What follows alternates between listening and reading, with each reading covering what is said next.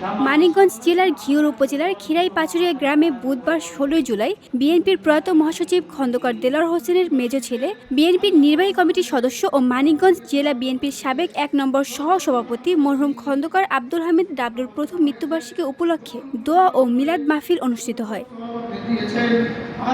জোহরের নামাজের পর মিলাদ ও দোয়া মাহফিল শেষে পরিবারের সদস্যরা ও আমন্ত্রিত অতিথিরা একত্রে যান বিএনপির প্রয়াত মহাসচিব মরহুম খন্দকার দেলোয়ার হোসেন ও তার স্ত্রী এবং মেজ ছেলে মরহুম খন্দকার আব্দুল হামিদ ডাবলুর কবরে। সেখানে করা হয় বিশেষ মোনাজাত ও দোয়া।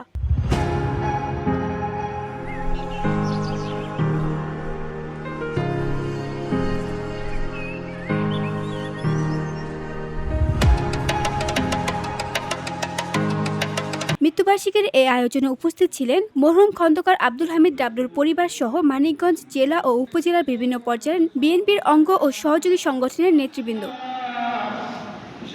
দোয়া অনুষ্ঠানে মরহুম ডাবলুর ছেলে খন্দকার দেলোয়ার হোসেন আলভী বলেন, আমার কষ্ট হচ্ছে এই ভেবে যে আমার বাবা ফ্যাসিবাদের পতন দেখে যেতে পারেনি। আসসালামু আলাইকুম, আমি খন্দকার দেলোয়ার হোসেন জুনিয়র আলভী, ডাবলু সাহেবের জ্যেষ্ঠ পুত্র।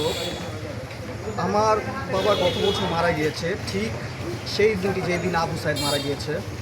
তো আমার মূলত সবাই আমার বাবার জন্য দোয়া করেন, কিন্তু আমার মেন কষ্ট হচ্ছে দীর্ঘ 17টা বছর এই আওয়ামী মাফিয়া গভর্নমেন্ট এত কিছু করলো, কিন্তু আমার বাপ তাদের পতনটা দেখে যেতে পারলো না। এখন তাদের পতন হচ্ছে, আরও হবে ইনশাল্লাহ। আর আমার বাবার জন্য সবাই দোয়া করেন। বিএনপির এই প্রথিতযশা নেতার মৃত্যুবার্ষিকী উপলক্ষে এলাকাবাসী এবং দলীয় নেতাকর্মী তার আত্মার মাগফিরাত কামনা করেন। VOD Bangla news desk.